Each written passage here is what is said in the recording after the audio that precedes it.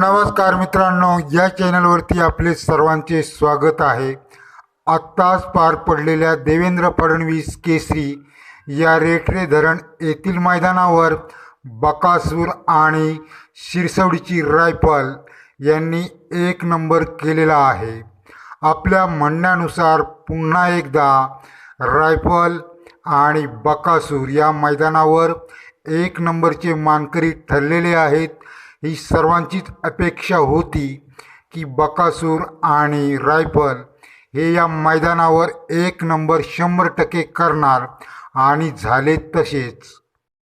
मित्रांनो, रायफल प्रेमींची सर्वांचीच इच्छा होती की एक वेळ बकासूर आणि रायफलला पळवले पाहिजे आणि हा योग या मैदानावर जुळून आला आणि त्यांना एक नंबर मिळालेला आहे.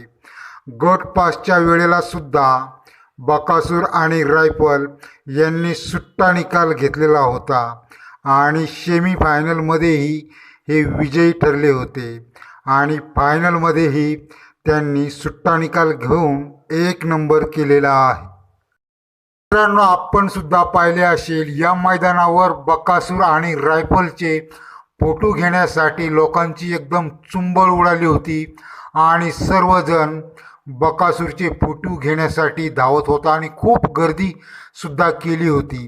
तर मित्रांनो, येत्या 11 तारखेला एक खूप मोठे मैदान आहे आणि बकासूरला हा रायफलचा जर पैरा असला तर या मैदानावर सुद्धा बकासूर एक नंबर करू शकतो. मित्रांनो, या देवेंद्र फडणवीस या मैदानावर अतिशय चलाकपणा हा ड्रायव्हरने दाखवलेला आहे आणि बारीक ड्रायव्हरने अतिशय चलाकपणाने ही गाडी पुढे घेतलेली आहे आणि गट पासच्या वेळेला सुद्धा या ड्रायव्हरचा चलाकपणा आपण पाहिला असेल आणि सेमीला सुद्धा, आणि तोच चलाकपणा त्याने फायनलच्या वेळेला सुद्धा करून गाडीला सुट्टा निकाल दिलेला आहे आणि एक नंबर केलेला आहे. तर गाडी चालवण्याच्या बाबतीत हा छोटा ड्रायव्हरसुद्धा काही कमी नाही. आजच्या वेळेला त्याने अतिशय चलाखीने गाडी एक नंबरपर्यंत पोचवली आहे.